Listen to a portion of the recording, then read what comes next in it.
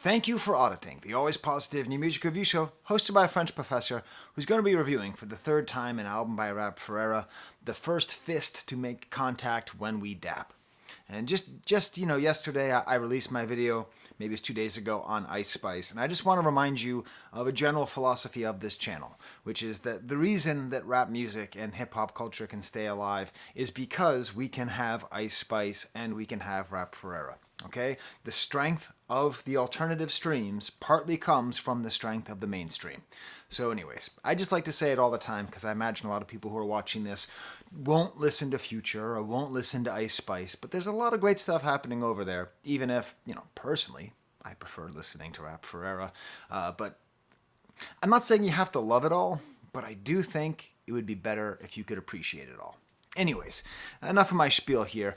So this is the third time I'm reviewing R.A.P. Ferriera, and I really enjoy reviewing his work. I mean, the first time was my Bob's Son review. Probably one of my better reviews. I get a lot of comments about that, probably because I actually made oatmeal cookies. I somehow didn't make a joke about my favorite fictional baseball player, Bobson Dugnut. No, I didn't think about that. But the thing that I really like about him, and that I've talked a lot about, is I think he might be the most successful rapper slash poet. That's not to say there's not other successful poet slash rappers, but there's something about the way that he does it that doesn't feel like he's just a poet who's trying to get himself heard by putting it to some kind of music, nor does he feel like a rapper who's trying to be taken seriously by calling himself a poet. It just honestly feels that the way that his poetry expresses itself works really well with the beat. And part of it is that, he is political. He does touch on racial issues. He does touch on class. He does touch on sort of the general nature of the world. But really, as far as I can figure, maybe what I take most from his work, let's put it that way. I'm not going to presume to know what he's trying to do, but I get the sense that a lot of it is about creation and about the artistic process, which makes this album, as hinted by the title, so interesting. See, if we take these three albums that I reviewed, and I missed at least one of his albums. I think I missed two. Did he do a blues album? Did I miss that? Where were you, auditors? Why didn't you hit me up, okay? I rely on you to tell me this stuff. I got a full-time job. I can't pay attention every single time an awesome rap artist releases a surprisingly good blues album based on what I listen to. What interests me with these three projects I've reviewed is, as a language teacher, it's like it's production with a different subject. So Bobson Dugnut, Bob's Son was produced by himself, right? So that's kind of an I produce, right? Not me, I mean him. Right? And you also have to apologize if you hear the sound of Bo snoring, just as evidence.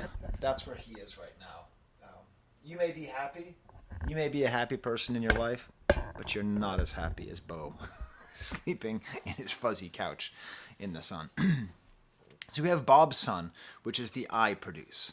Then Light Emitting Diode had multiple producers on it. So I would say that's sort of a they produce. Now this album is a he produces, one collaborator, Fumitake Tamura. And if you've ever listened to any of Fumitake Tamura's music, this might be a surprising collaboration. Okay? If you just go in and he has a whole series of albums called Tamura 1, Tamura 0, Tamura 2. I apologize for any pronunciation issues. And it doesn't sound like somebody you listen to and go, oh, hey, this atmospheric, drumless dreamscape? I need to spit some bars. There's some fire that has to start coming out of my mouth. Not at all. But if you actually dig a little bit deeper into his discography, in particular, there's an album called Muddy Water with a Japanese rapper named Hidenka, and it's really good. I mean, it's like I almost didn't even review this R.A.P. Ferriera album because I got so into this 2014 Japanese rap album thinking, maybe I should focus on this instead to give respect to the producer. Maybe some other time. Now, he also did an album with Young Morpheus in 2019, so this isn't the first time he's made a rap album. But what I love about this, and what I really love about this project, is that it's a perfect collaboration. It doesn't happen that often, right? I would say ever since the 90s, ever since the Jay-Z era, the Biggie era, you try to have a collection of the hottest producers all producing your tracks. So you have Timbaland and you have Just Blaze, and you bring some people in and then you put it all together and you select beats, and that's what it is. We sort of moved away from the EPMD days, from the days of having just sort of one producer per album. And, there's something that was gained by that and something that was lost. But it's really special when a collaboration is perfect. Hit Boy and Nas, I mean, that's such a great collaboration that they've made. I think they're on their 17th album right now. That's another good example of a very good production marriage where the style of the rapper and the style of the producer works so well, it feels like one thing. I just did that review. I finally listened to Mad Villain for the first time a couple months ago. Y'all are mad at me. I just admit my ignorance, because ignorance is not the same thing as stupidity. And, obviously that's a great example of a producer and a rapper working perfectly together. And I would say that this album is an absolute true collaboration. And let's just take a second to think about this title. Because one thing R.A.P Ferriera does, he makes you think. The first fist to make contact when we dap. Okay? So when you hear it, you can just hear it, just sort of think about it. But then it's like a philosophical question. Is there a first fist? When you shake hands, what is the first hand to touch? There isn't. It's impossible. There is no first fist. This title itself indicates, of course, hands grabbing each other. That's what the album cover is as well. This is going to go into the into my notes as one of the best album covers of the year. Everyone complains about how dirty my computer screen is. It's going to deal with it. Okay, there they are, actually dapping hands. And it's great because using the word first implies hierarchy. But the situation that is being described is devoid of hierarchy. Carl Weathers died yesterday, 2 days ago. I'm very sad about that. I'm a big fan of him as a comedian, as an action star, as a dramatic star. I mean, truly, a truly underappreciated actor, director, really an amazing guy. But, the famous meme is of him and Arnold Schwarzenegger holding hands. And part of what makes that so strong is that when you hold hands with somebody, when you dap, there is a moment of equal. Dylan is not holding Dutch's hand, and Dutch is not holding Dylan's hand. Their hands are there together. And that's what I think is implied by this title, this true collaboration. Side note, I don't want to go too far, but maybe you go to me to go too far, right? You want me to give a 7-minute review and then tell you at the end score out of 10? Well, we're at 7 minutes, 8. Okay, you can leave now. I haven't thought about that. It might be higher, it might be lower. Dapping is actually a very political thing. So dapping happened way before high fives, like a decade before. High fives, the whole history of not just shaking hands, like many things in American culture, is African American culture existing, white people seeing it going, damn, how come we don't have culture? We should have culture, right? We've got all this power, but we don't have any culture. I'll take that culture. Thank you. Okay, that's what high fives were. Dusty Baker and his Ben Burke on the Dodgers, October 1977, right after I was born. They high-fived. That's seen as the first ever high five. But the dap existed before then. And what's fascinating is, and you might not know this, I didn't know this, the dap was banned by the military because it was invented by black soldiers as a way in Vietnam. These soldiers who were largely drafted, largely there, not wanting to be there, forced to kill people in the name of a government that they felt did not support them. And it was a way of indicating solidarity amongst themselves. And the military was like, no, you're not going to imply any kind of solidarity except to the United States government. And they actually banned it in the Vietnam War. Anyways, fascinating history of the word dap. Is that intentional? Is R.A.P Ferriera trying to get us to meditate on this, especially as we have an Asian and African American collaboration, a story going back to African American participation in a war in Asia? Obviously, Vietnam and Japan don't have much to do with each other in terms of the Vietnam War, but still, no, right? I don't know. There's no answer to that. I'm just putting that forward so now you know it. It was in my head, and I wanted to share it with you. Dapping is political. And what's so wild about this collaboration is it's not like Hit Boy and Nas, where, there's a couple of legends who've been in the game for decades, and they're just at the top of their craft, and they're just sort of releasing this grown man rap. Nor is it like Mad Villain, where it's a couple of underground, cool, weirdo, nerdy, cool dudes digging crates. This is like a totally Japanese guy who works totally, as far as I can tell, totally in Japan, almost exclusively, mostly instrumental work, or with some Japanese rappers, some with American rappers as well. But the fact that this matches so well together is a testament, I think, to R.A.P Ferriera himself, and to just this random... Jesus Christ, am I going to say kismet? I need to take a break here. I went to school with a girl named Kismet. She was a hippie. She didn't smell good, and she didn't wear a bra. That's what I remember about Kismet. I haven't thought about Kismet in 20 years. Anyways, it's fortuitous that we live in a world where these people can collaborate. That some fairly niche artist in Japan can connect with an underground rap star so well. Now, according to R.A.P Ferriera himself, there's a quote I read somewhere, maybe on his Bandcamp, that this album, more than any other, encapsulates my vision of rap music. It is free, it is international, it is beloved. It is sharp and silly. Can we just, before I continue to read the rest of the quote, yeah, he's doing my work for me. Sharp and silly, that's it. I'm big into silly. I hope you know that about me. I have, I did a whole video about fart, so what are you going to do, right?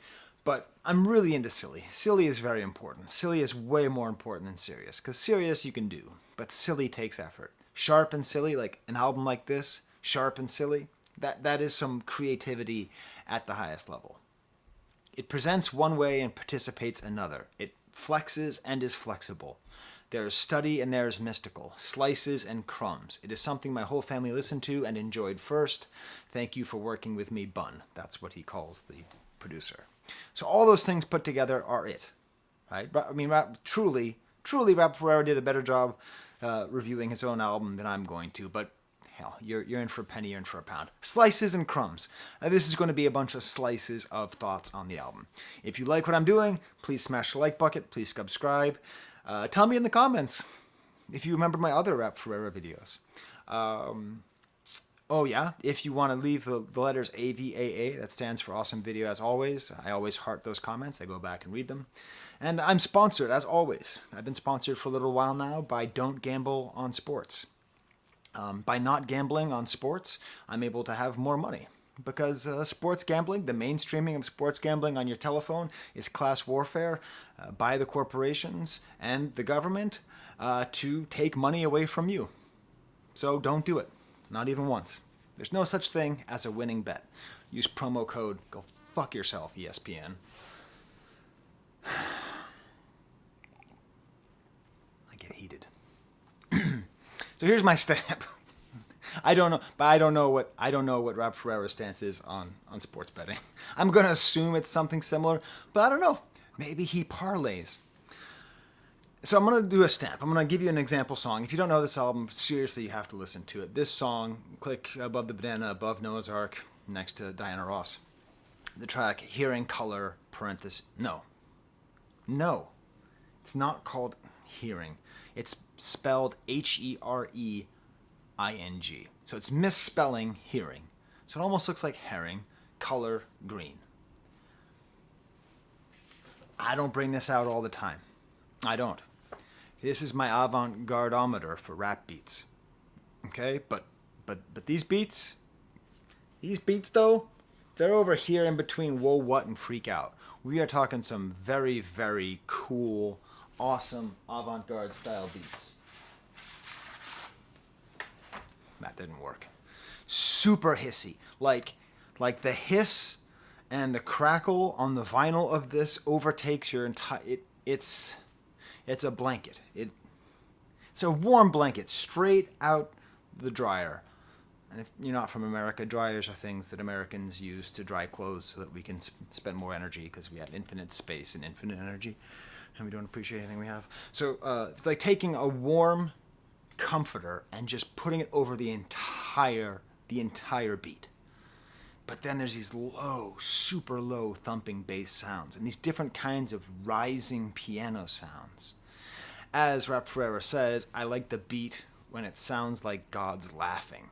And that's the thing, like it actually does kind of sound like that in a certain way. Like when you hear it, you go, oh yeah, this is the beat that sounds like God's laughing. That's a good way to put it. Mr. has 1,000 nicknames. I don't think that's one of his nicknames. And then he says, only something messing with my style, and he's the ancestor who guides my pen. When I reviewed Bob's Son, the lyrics were on Lyric Genius. No problem. When I reviewed Light Emitting Diode, the lyrics were on Lyric Genius. No problem. When I went to review this, no lyrics. There were for the guest appearances, but not for him. So wait a minute now. Did R.A.P. Ferriera go all Makami on me? Is he like is it just that people are too slow, or is there some reason that the lyrics are not there? So I reached out to R.A.P. Ferriera. Just whatever. I email people. I instant message people on Instagram all the time. Just the other day, I instant messaged Pat Finnerty. Crickets. But here I go. I get a response almost immediately from R.A.P. Ferriera, which is very cool. I know he appreciated at least one of the videos I did. And he just says, yeah, I don't put my lyrics up. So I guess the other times I read the lyrics was against his wishes. Now this is what blows my mind, that a rapper who writes in such a poetic manner, right? Someone who very clearly is, if there's a kind of rap to poetry percentage, he's at least 51% poetry, if not 70% to 30% sort of rapping in bars style. So just that already. Now, I didn't ask him anything beyond that. I just sort of said, I've responded, thanks for responding. I guess that means that you don't mind you don't mind bad interpretations. And he said, that's what we do. And he threw on a smiley emoji, which is very cool. I wanted to like thumbs up it or heart emoji, but god damn, I don't know how to emoji. It just always feels so wrong when I do it. I was going to do like a dap one, but then I didn't want to think that I was like, I am down with the brothers. You know what I mean? Like I think I left them unread. Unread? Point is, doesn't matter. I think that the mutual respect is hopefully there. And that's the thing. Like, he doesn't tell us what the line is. And so because he's doing that, he's actually like tipping it back over away from the poetry side by not giving us his lyrics written down, or by not officially giving us his lyrics written down. It means that the listening process, the musical process, the mixing of words and sounds is the way to appreciate the music, okay? There are a lot of movies which should never be watched on a screen, on a small screen, right? There are some movies that are legitimately made for the large screen. That's why they're made that way. There are certain things that are made in a certain way to be appreciated in a certain way. So we are not, this is my interpretation of what this very brief interaction was. I almost asked him, but I hate taking people's time. I need to be more pushy. As far as I can tell, that's what it is. That's the statement. The artistic statement is the song, the words, the lyrics, everything all together, not the words. So who is the ancestor that guides his pen? I don't know. But I can tell you this whole verse is beautiful, and I'm going to talk to you about it. And now, listen, I can tell you what I hear. I'm not going to write them down and put them on Lyric Genius. Breathe out, then in. I am a fountain of pens. I used to use a fountain pen. It was an affect I picked up from my father. Very cool. Very fun thing to do. Fountain pens are quite nice. But obviously a fountain of pens, it's like a play on words, like not just a fountain pen, a pen that you use to, where you actually like suck up ink and use it like that, as opposed to a roller point pen, which is what most people use. But like a fountain of pen, I must climb the mountain of doubt again. So that's the artistic process, is climbing the mountain of doubt. That's also the academic process. That's also me every time I hit record. Every time I hit record and I put out a video, I am climbing a mountain of doubt. Okay? Like that's legitimately how you feel. Any artistic process is climbing a mountain of doubt. And there are people who say that's not it. There's people who say they know that they're it, right? They're like, I know. They say that Chuck thinks he's nice. Chuck doesn't think he's nice. Chuck knows he's nice, right? Chuck also doesn't know he's nice. Okay, it doesn't matter how confident you are. If you're putting some kind of creation out there, you're climbing a mountain of doubt. What a beautiful way to put it. Now, the funny thing is, right at this point, I was working on the video this morning. I didn't know if I was going to record today or tomorrow. I like releasing on Sundays, and I have to record beforehand while my baby's napping and the dogs are napping. Everyone's napping but me. I'm just blabbering in the study. And so I'm listening to these lyrics. My wife is actually nursing our baby on the couch, and I'm like trying to pay attention. I'm trying to listen. I'm trying to write down these things. I'm trying to get my thoughts together. There's this line, there's a lot that go in for a trickle to come out. I'm like, wow, that's beautiful. That's such a beautiful idea that that's the artistic process. You have to let so much into you just to let it trickle out. That's what it is when you see an artist who really works on their art. Unlike this video, unlike me, right? I a lot goes in, but a lot goes out as well. He's really talking about the process of working and working through and making something so nice. And then right as I'm listening to this next lyric, my wife says, so how are things going on your video? And I tell her, wife, love of my life, give me the bat. I said to her, I quoted the song directly, I could figure this out if you'd shut the fuck up. Please shut the fuck up. Now, my wife knows me well enough to know that I would never say something like that gratuitously, and she kind of laughs and is like, what? And I explained to her that those are the lyrics. But these lyrics are so good because it's exactly how I totally relate to. It's exactly how I felt. Please shut the fuck up. When I'm sitting there and I'm working and I'm trying to figure out how to do a lesson plan, I'm trying to figure out how to do a paper, I'm trying to figure out what kind of angle I'm going to take on a thing, and someone talks to me, I'm not mad. I don't think you're the jerk. I'm not saying I'm some mad genius and you have to get out. I'm going to Elvis Presley shoot a television set or something crazy like that. It just means I could figure this out if you shut the fuck up. Please shut the fuck. The adding, shut the fuck up. So anyways, art imitates life, or I don't know. Critic imitates artist. I don't know what it is. But don't worry. I explained the whole situation. It was very nice. I took care of the baby for 15 minutes so she could get ready and everything. So I woke up this morning at 4:30 in the morning. Baby slept right on my chest till 8:30 in the morning. That's what I did this morning. And then I got up and did this video. So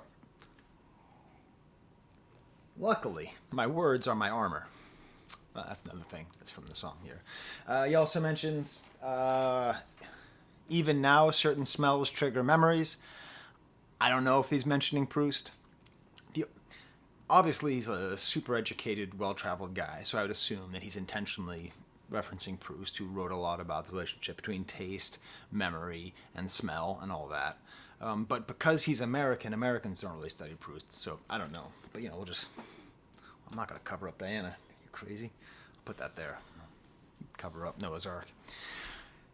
And it's very true, right? Like smells, if you don't know this, and neuroscientists will tell you this too, memory is the sense that triggers memory the most is smell. So if I smell popcorn and coffee, I think of the Harvard Square bus station. Okay? There's all sorts of very strong smells that you might have. So and all these odd sounds in the back, and this piano, it's like Mr. Rogers' piano, and the drum beats in the back, and the hiss, and everything. And it just works just so perfectly together. And the lights are just going nuts behind me. It's funny because, I only use natural light when I record, which works pretty well, I think, for this album. But that means there's all sorts of shadows in the background. Now that I've drawn your attention to it. First track is called Humble Vessel. Super broken beat. Again, we're really over here. He's really doing it. These are some great far out beats. And there's some auto-tune singing. The fish laughed when God, what was the line? God flooded the world and the fish laughed. That's why I put Noah back there. It's a 1945 print that was made. I used to hang in my father's room when he was a child, hang in my room when I was a child, hangs in my baby's room now that she's a child. And it's a beautiful image, right? The idea that when the flood happened, the fish were just like, yeah, nice rain, bro. You know, that for certain people, for certain things, the apocalypse is going to be nothing because it's something that they've already lived through. So I think this is probably a reference to things going bad in society, and the fish representing perhaps marginalized people or downtrodden people or mistreated people. So that when things go really bad for people who have things bad all the time, all they do is laugh because people for whom things have not gone bad are like, we gotta build a boat. We gotta put 2 ostriches on the boat. Oh my God. And the fish are just kind of hanging out. Hey, R.A.P. Ferriera, you can't fool me. You, you think you can mention a Euroclydon and I'm not going to figure out what that is? You think I didn't think that was some kind of prehistoric fish? You think I didn't spend half an hour on Google mistyping Euroclydon over and over and over and over and over again trying to figure out what kind of weird fish Euroclydon is? Just to find out it's a Euroclydon? It's a wind? Like, did you know that all Volkswagen cars are named after winds? Like Scirocco and Golf and Westphalia and Jetta, right? They're all named after different boats, different winds. So it's like a storm. So all of a sudden it's making sense because it's actually, I figured this out, I looked it up, can't fool me. There's no prehistoric fish called Euroclydon, just because I'm thinking about that album I reviewed last week, whatever, by the Glass Beach. The Euroclydon rocked the humble vessel I rolled in on, called her a yacht because life is a sitcom. I don't get that second line, but the first one makes sense because St. Paul was in a Euroclydon, so it's like multiple biblical storms being whipped into this whole story. It all kind of fits together. The light your lens will never capture. I feel like a lot of this kind of goes back to that thing I was saying before, you know, about white culture trying to capture black culture, myself included, right? That there's things that are said that cannot be understood because they cannot be lived by people whose ancestors and incidentally probably a lot of his own existence reinforces the conditions by which other people are hurt and marginalized, right? So, like, the light of my lens will never capture this. Like, right there's light in this album that I can't capture. Because I can't see it. Because of my lived experience. Anyways, what a cool avant-garde beat. It's just, like, the drums feel like they're just falling apart. All the way. I love it. Because here's the thing. I love drumless beats and Alchemist and Whoopie-Doo for all the drumless beats. But I'm a drummer, so I don't actually really want drumless beats all the time. I want beats like this, where it feels like the drums are falling apart. It feels like the drummer... Imagine an expansive space, okay? And like a very smooth surface with a very steep drop off into nothingness, into like a black hole of nothingness. The drums on this feel like the drummer is sliding back into that nothingness and then just being pulled back so that he doesn't fall off into the abyss. That's how the drums feel like that. Like they're just about to fall apart, just about to fall into nothingness, but then they come back. And then the singing chorus with like auto-tune, it's fun. From Venus to Mars, Crackers gave you the freedom to star. Right? That's one of these questions about the freedom that is given to African American entertainers by the power structure, which is mostly by people who look like me. Then it ends. I can't tell if it's him or someone else saying, "I am that I am" when the Euclydon comes. I am that I am. It's not Popeye. It's Moses. It's what Moses asked God.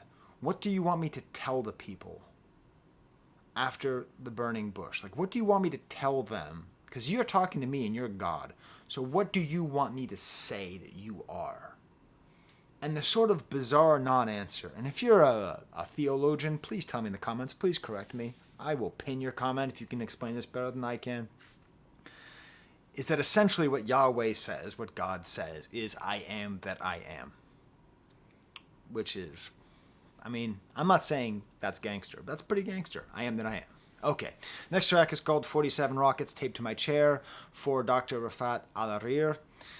And this is cool because now we're in a little bit more comfortable with a beat, kind of a 70s beat, kind of stops and starts, some bongos there. Test results have shown that you are the father of this style. A little, again, that's the thing that he said, it's flexing and flexible. He's saying it's silly and sharp. That's silly and sharp. And the rhyming style in this is, okay, I'm going to say something that's going to sound like an insult because I don't think that Kanye West was a particularly great rapper when he was rapping.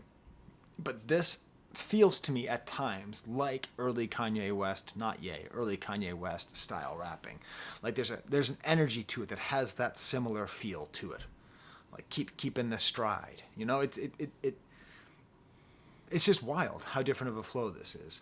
And the beat sort of like creeps forward and grows, and all these lyrics, and bang bang goes the blacksmith's hammering game. It feels like this might be sort of a, you know, sort of scolding mainstream rap for talking so much about like guns and blacksmiths, hammering game, like hammering, but also like hammer like a gun, and bang bang like banging on a hammer, and then bang bang like a gun shooting. And so it's like the hammersmith is actually the rapper who's talking about shooting people, or the person who's shooting people. So many things at once. Then he says a line which, you thought I was happy talking about ancient biblical winds and German cars. My shit sounds like Benjamin Sisko joined flip mode. This is weird. Let me tell you why. When I was a senior in college, I think I was the dorm was called Clark Dorm. I lived in a little tiny room, you know. I had a single. It was nice. Every time I heard the song Death of a Disco Dancer by the Smiths, I would write the name Death of a Disco Dancer in my desk. Do a little graffiti there. And I have very specific memories because I had a little tiny TV that I kept in there, old CRT TV, you know. And I could only get local channels. And on channel 56, WLVI in Boston, Massachusetts, they would play Deep Space Nine. And like, I'm not a big Star Trek guy, but Deep Space Nine starred the same actor who played Hawk from Spencer.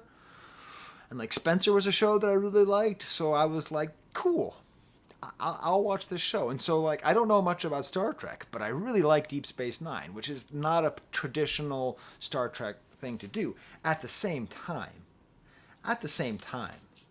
like the one example of thievery I ever did in my life is I would sometimes work at the college radio station, and I ended up taking the promotional copy of the Flip Mode Squad. Now, I don't think there was ever a time where they would have played the Flip Mode Squad. Even though they are the Squidod. They say it like 10 times on this album. Flip Mode is the Squidod, including one of my favorite photo shoots ever. Okay, everybody, wear green. Man. Do you have this album? Do you know this album? So this weird thing happened where there was a time in my life where I would watch a lot of Benjamin Sisko, which is the name of the character played by Avery Brooks. Is that his name? I think it's his name. Played by Hawk from Spencer on Deep Space Nine, and I would listen to Flip Mode with the guy who raps super low, you know, and Raw Digga. Whole thing. Absolutely great. Sort of a forgotten classic of the 90s. A little popcorn classic there for you. So, I don't know. You know, that's a coincidence right there. I'm not in conversation with R.A.P. Ferriera. We don't say, hey, what were you doing in 1999? Because you know what I was doing? I was listening to Flip Mode is the Squidod and watching Deep Space Nine. If you could somehow wrap that into one of your awesome songs with a Japanese producer, that would be lit AF. That'd be lit-af. They couldn't risk getting old while we stay ancient. This next line, Jesus. You know, I thought this video was going to be like 15 minutes long. I didn't think I had that much to say, but I love it. God damn, I love this hobby. It's so much fun. My life sucked. My life didn't suck, but my hobbies were just not nearly as edifying as this. Because this line, they couldn't risk getting old while we stay ancient, is a lot of what makes the underground rap movement so great. Is that it gives space, because one of the biggest problems with mainstream rap music, mainstream any kind of music, is you can't really age. Right? I mean, Pearl Jam can't be young and hip forever, right? If Kurt Cobain were alive now, he'd be a novelty act, okay? He'd be playing the fucking Sphere in Las Vegas, okay? God damn it. I'm not saying it's good he killed himself, but At least she's not playing the sphere, okay? It's hard to age and stay all that. But, like, if you're an underground rap artist, you get to be old from the start. If you never are hot on the streets, you never have to worry about being hot on the streets still. You don't have to risk getting old, right? You can stay ancient. I mean, look at Busta Rhymes. The funny thing is, I think this is on purpose. I think he mentioned Flip Mode Squad because this beat reminds me a little bit of Everybody on the Line Outside. One of the many bangers off the album Flip Mode Squad, The Imperial. It is the Squid Odd. Everybody on the line outside. This album's got that. It's got cha cha cha cha cha, cha cha cha cha cha cha cha. It's Busta. That is. It's great. It's great. Anyways, so I think that's kind of on purpose. I think that's on purpose because it's sort of a Flip Mode style beat. Kind of tinkles out. Just great. Just great all the way through. Then we get to the stamp here in color green with that great hiss. And then the next track, Culture War Patriots, great title. Even more hiss. You thought that he was done putting hiss on his beats? No. There's like a old, he was over here, right? He was over here and he was like, oh, cool. Is this the hiss knob? Cool. We're going to put it on here. We're actually going to put up even more. Oh, wait. It's on. I didn't even know that. Sorry. Turn off the speaker. A little hiss on there. Just great. And then, okay. So I'm a real American, like Hulk Hogan, and I have cultural stereotypes. So when I think of Japan, I often think of video games because that's one of the many things the Japanese culture has given us. I swear to God, I hear the first half of the Yoshi sound, Wiku, in this beat. Now, maybe that's just me being a chauvinist or, I wouldn't say racist. Probably chauvinist is probably the right term. But that's what I hear a little bit in the back. And it's another great beat. I really enjoy Self Jupiter as well. Like the collaborators on this all really work well. Every line is a porcupine poke. And he mentions farting without missing a beat. That's 2 reviews in a row about farting. But this one isn't funny enough to be parentheses fart. Next track is called Mr. Susan Type Slapper. I don't know what that means. Mr. Susan? Why didn't I look up Mr. Susan? I bet there's some kind of awesome rabbit hole I could have gone down. Featuring Eldon Summers, not to be confused with Eldon, who's like a K-pop star. This has got, I think it's a Jamaican guy. What it sounds like to me.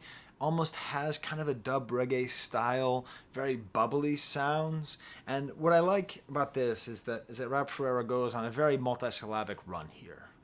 You know, from imaginary to nothingness, that's what the budget is. You know, just budget is nothingness. But then he gives you the break. Perhaps we attack there. Perhaps we attack there. Perhaps we attack there. He gives you a break from this rippity rhyme. Keeping time is my sole philosophy. I don't, okay. Should I? Maybe. I will. Okay. Right. Music is basically a question of time. That's what it is. Like, music is all about time. It's all about, like, different sounds in different times. So I think that's what this is sort of referring to. Like, keeping time is his sole philosophy, like keeping this music together and having it go. And then Eldon's quite good as well. Again, there's some more political stuff. My safe word is I love white people, which is funny, silly, and sharp. We know now what we always knew then. That's time. And then there's some bongos and African drums, and I don't know if this is like some kind of perhaps connection to African rhythms and the fact that anytime you hear a drum in music, you should thank somebody of African descent, because that's why we have drums in music. That's why. Europeans, somehow we never figured it out. We just never figured out the drum thing. We never figured out polyrhythms in a meaningful way. Okay, we figured out contrapoint and all that stuff. Good for us, yippity doo. I'm not saying Europeans don't make some awesome music, but anytime you want to have good rhythms, that is thanks to an entirely different musical tradition that is about keeping time. I don't know. I might be going too far. Maybe I'm not going far enough. Next track is called Medicinal Hymnal. It's so weird, this channel, though. It's so weird because I talk so much about, like, African American questions, and I'm just so damn white. I know I'm so damn white. I'm very aware. I don't pretend to be a part of any other culture than my own. I'm just an observer, you know? I'm just a tourist. I'm the same way that I think about 17th century French literature is the same way I think about this. I have distance. I don't pretend not to have the distance. I'm not about that life. Trust me, I'm not that guy, pal. Anyways, just to make that clear, you know, these are just observations that I make. What I'm trying to do is I'm trying to figure out what is the artist saying, and then I'm trying to say what I hear. And if that's wrong, that's wrong. But I'm not trying to say this is what the artist is saying. I'm trying to say this is what I hear. Medicinal Hymnal 77, bubbly weirdness, a hiss, and restarting beat. This might be, you know, I think we're in full-on freak-out territory. The avant-garde-ometer is getting a lot of usage out of this right here. Absolutely awesome. One second, I'm just going to read my book. Oh, you don't have this book? You don't own Squirrels of the World? Squirrels are my favorite animal. I love squirrels. You know, they're smart. They hide shit, and then they eat it later. How can you not love a squirrel? This whole beat starts off with him saying, in a very cool way, don't it seem like there's too many squirrels in the magnolia? It's funny because there's a couple magnolia in my neighborhood, and when I go for walks, I don't like magnolia trees. I think they're ugly. I mean, they're cool when they bloom, but they don't bloom very much. I think they're kind of ugly. But anyway, so I did a little bit of research, and sometimes there are too many squirrels in magnolia, to the point where Louisiana State University College of Agriculture had to come out with this statement about squirrels in magnolias. It is not uncommon for squirrels to cut small branches from magnolia trees and drop them. They are collecting materials to build nests. Often, once they cut a small branch, they either decide it is not suitable or accidentally drop it. So, when squirrels are collecting foliage from magnolias, a lot ends up on the ground under the tree. There is really no need for you to take any action. The tree will not be greatly harmed by the light pruning and will recover well. So there's an answer. There may be a lot of squirrels in the magnolia, but probably not too many. I assume this is a comment about vulture-like people disturbing nature, you know, like the idea of something kind of beautiful and temporary being sort of aggressively taken over by a sort of invasive species. I'm not saying it's about white people stealing black culture, because I'm thinking about that a lot, and I'm still thinking about that, going back to the damn high five example, which I don't think was an intentional example from the artist, so I'm just still in that space. I'm still in the crackers give us the freedom to be a star, that kind of thing.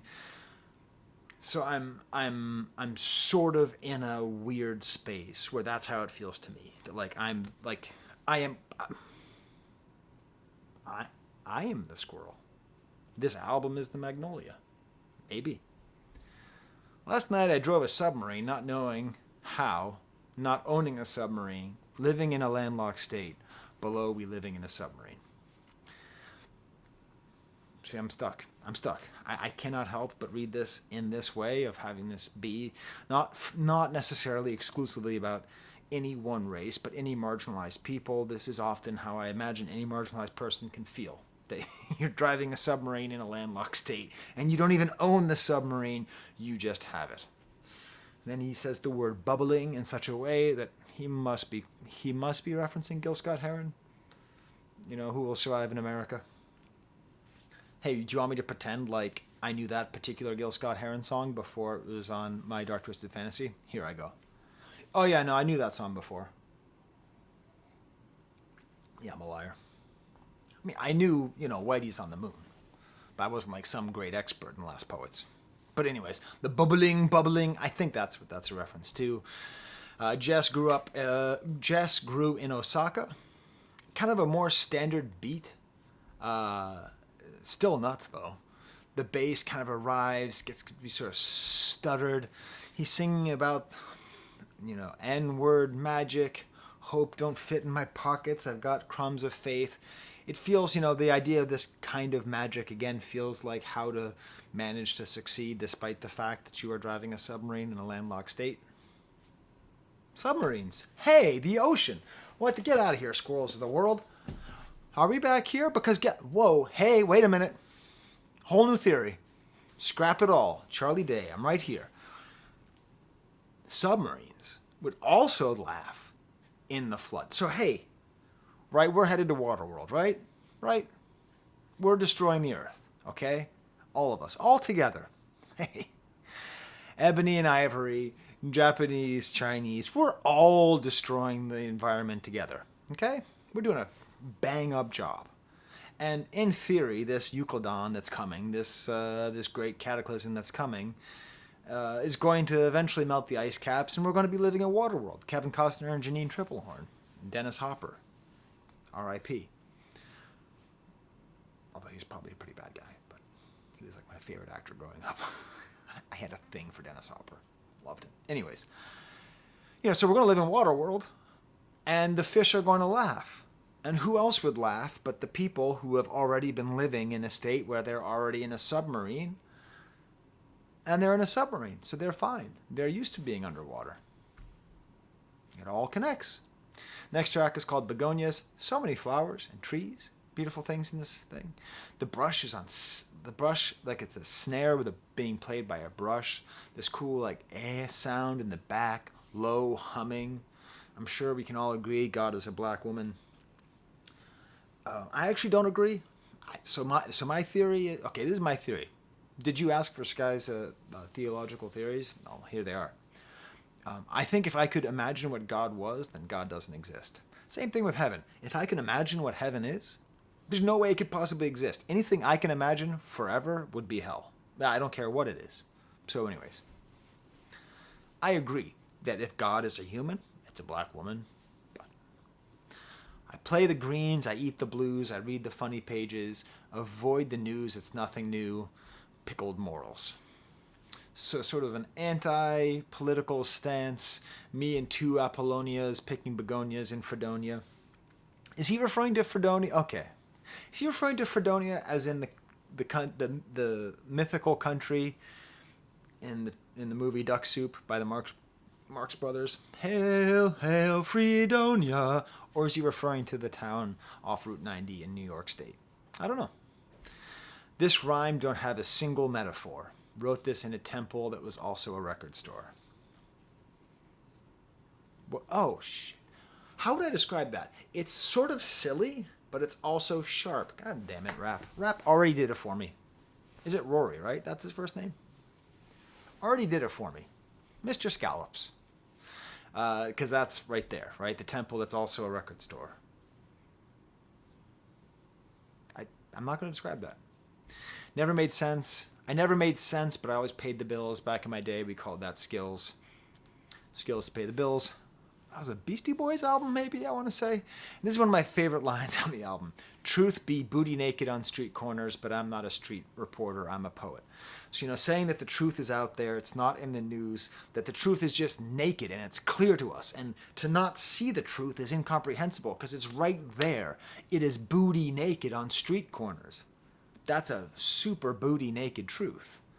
But it's not he's not a street reporter, which I like, right? Because he's acknowledging the fact that his position, despite the fact he's a rapper, his job is not to tell us his job is not to tell us what's the opening line to Straight Outta Compton? You're about to witness the strength of street knowledge. Yes, his job is not to bear witness to the strength of street knowledge. His job is to be a poet. And hopefully, we can give him that credit and respect. That we don't expect him to be a street reporter. Not every rapper has to be a street reporter. Some of them get to be Bob's son. Elite mind flayer judo. See, I feel bad because I don't... Okay. Hang with me. I forget the name of the producer, okay? I forget his name, okay? Bun. Oh, he's called Bun. But the real name is conjugation. Fumitake Tamura. We'll just stick with Bun. Bun's production here is just absolutely nuts. Again, a totally awesome, far out beat that still manages to stay together. Sorry, I'm just like trying to find where I was. You know, this is the thing, right? Like on this side, if it goes too far, it becomes gibberish, or as Eminem would say, gibberish. Okay, so you never want to go that far. It's not good. You can't go too far. You have to be on the line. And it's just such a sick beat. And there's this like buzzing sound with a keyboard. Batman picked a side in the war between jokes and riddles. I'd rather be committed than correct.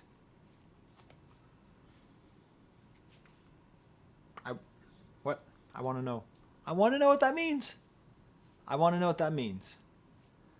I think what that means, I got a whole bunch of Grant Morrison Batman comic books over there. Grant Morrison does the best work on the Joker and Batman, because it's not just like the Joker is like the Batman and they need each other. He really is able to really flesh out that concept in a way that's a lot more interesting, even in the way that Alan Moore did it. So I think it's interesting to sort of, because what Grant Morrison does, and what I think is being done here, is that fundamentally the belief that you can always rely on reason is false. It just doesn't work. Like, so picking between jokes and riddles, it means that he's more aligned with the Riddler, even though he's kind of crazy, because he believes in some kind of system and some kind of right and wrong, some kind of logic. And that really, when you get down to it, that's not the way that life is actually set up. And if we go back to the beginning of him describing the album as being, you know, mystical and worked at the same time, I'd rather be committed than correct, sort of saying that he's taking the joke side as opposed to the riddle side. He's taking the Joker side, the side that is less based on pure reason. Because don't forget, forget it. I'm just going to keep teaching you. God damn it. I don't get to teach anymore the classes I want to teach. I get to teach some classes I want to teach, but I don't get to teach stuff like the way that World War I completely destroyed human beings' conception of reason, okay? After World War I is when art started getting really funky and really out there and all that, the insanity, because once we realized the end of reason, the end of living rational, whatever started with Descartes, whatever started with any kind of belief that human beings have this great value and great ability to understand, ended with putting gas masks on horses so that they didn't die from mustard gas, okay? That's what was proven to be the great rationality. So maybe we should be like Mr. Ferriera and rather be committed than correct. Chrysanthemums. More flowers here. Been rocking microphones since K-Swiss and Pro-Keds. I'm one of those black kids on mopeds. Now he's making a Sinead O'Connor reference. Okay? I remember being in Jonathan's room when he played the song Black Kids on Mopeds for me. And I told him, I don't like it. That sounds racist. It's not racist.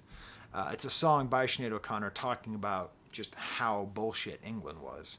England is not the mythical land of Madame George and roses. It's the home of the police who kill black boys on mopeds.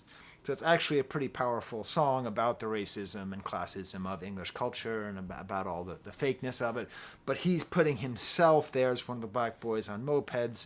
A fascinating reference. He refers to then. So he's been talking about Batman, and then he mentions Birdman, and of course I mean Michael Keaton.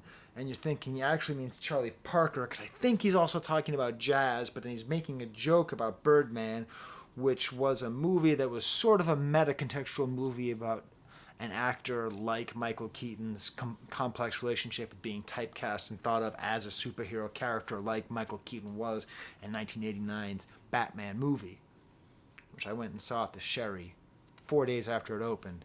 And there's a man behind me who's high off of his ass, talking the entire movie to his lemonade, saying, "Lemonade, lemonade, lemonade, lemonade." Still, when I see the movie Batman, when I see Michael Keaton, I think of that guy saying, "Lemonade, lemonade, lemonade, lemonade." So when he says I'm Michael Keaton, I think he's joking around because there's so much this is about like race and interaction between race, and then later he talks about whenever a cracker plays Bob Dylan, I think of Mance Lipscomb. You want to see the face of someone who pretends like you knew who Mance Lipscomb was before he heard the song? Here it is. Hey, do you know Mance Lipscomb? Yeah. He's tell me first, like I don't know. Yeah, I'd look him up. Great blues singer. I mean, Bob Dylan will tell you all the time that he's a big phony. That's the beauty of Bob Dylan. He's a big phony. Just like Woody Guthrie. They're both big phonies. They both talk about being big phonies. Being big phonies is part of their art. That doesn't mean they're not also super real. And whatever, people are just, goddamn, Bob Dylan fans are the worst. If you're watching this 55 minutes in and you're a Bob Dylan fan, you can go ahead and flame me. So there's a lot of stuff about like race and influence and reason and passion and all these things all mixed together. I'm not providing you with an answer. I am providing you with some interpretations of potential roads to arrive at answers. The album Bending Corners, Sit-In Sideways Revisited. That's the most Radiohead sounding title I've ever heard. Kind of a more straightforward track, kind of cool low funk bass. He says at some point he's part ghetto, part Martian. And I think that's sort of what's interesting about this whole, the way he presents himself. I think it's that rap poetry divide there, where, you know, he says he runs his brain like a safe house, which sounds kind of like a street rap line, but then he also makes reference to Skye, okay? He says, I get to rapping like it's Meadowlark in the garden. I get to rapping and it's like Moses with the tablets. So he's like tying together Meadowlark in the garden, referring to Meadowlark Lemon, who played for the Knicks, I believe. I assume it's the Madison Square Garden that he's referring to. And earlier in the song, he mentioned a pick and roll, so he's connecting to that. And then here he's mentioning Moses and the tablets, which is connecting back to the first song, which talked about I am that I am, which is the thing that was said to Moses, which maybe you didn't know, because you didn't know that was a Moses line, but it's all kind of connecting. And once again, I'm Charlie Day, and I'm connecting all these lines to each other. It's just beautiful. The words of the poem featuring She Ray, very behind beat, very compressed sounds, kind of a stabbing nature to this beat. Time refracts, your life is an instance, a rapper is a person who has mastered the sentence, but also a dentist. Yo, that's confusing. Yep. So much atmosphere here. And then in the middle of it, there's like this quote. A quote from Nas. Now, Bob Dylan fans are the worst. Nas fans are also very unforgiving. Dear Nas fans, I know that the song I Can is not off of the album I Am. I know it's off of God's Son. I can't find my copy of God's Son, okay? And I just always associate it as being off this album. That same dorm room, when I listen to Flip Mode as the Squidod, I also listen a lot to Nas. That song came out later. It doesn't matter. What does matter is he completely quotes, I know I can be what I want to be if I work hard at it. Right, it's this whole beautiful, uplifting song that Nas came out. Like this weird. So I'm teaching a class. I teach a class on rap music and hip hop culture, and I just taught Africa Bambaataa, peace, love, unity, having fun. That whole idea. Like there's this weird little moment where Nas managed to make a rap hit, and the whole theme was like, yay! And it's produced by Salam Remy, who produced the best song in rap history. Made You Look. It's up there. It's up there. Made You Look. Welcome to the Terror Dome. Go ahead. Tell me in the comments. Name me songs that are better than those two. Pretty hard. Anyways, Salam Remy. Very slept on, as a producer goes. But it's nice having this, because the way that he does, he sort of recontextualizes these words to the point where you don't really know what it means, and you wonder, can you actually do it?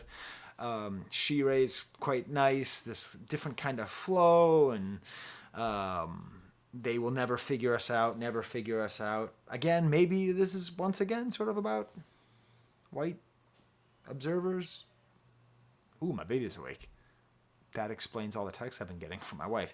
I better wrap this up. Final track is called Soul Folks Signal. Reverb, weird, stabbing sounds. break beats from the drum of the void. Wait. Oh, so that's one of the lyrics. He actually referenced to the drummer of the void. Remember when I came up with that whole image of the drummer in the void?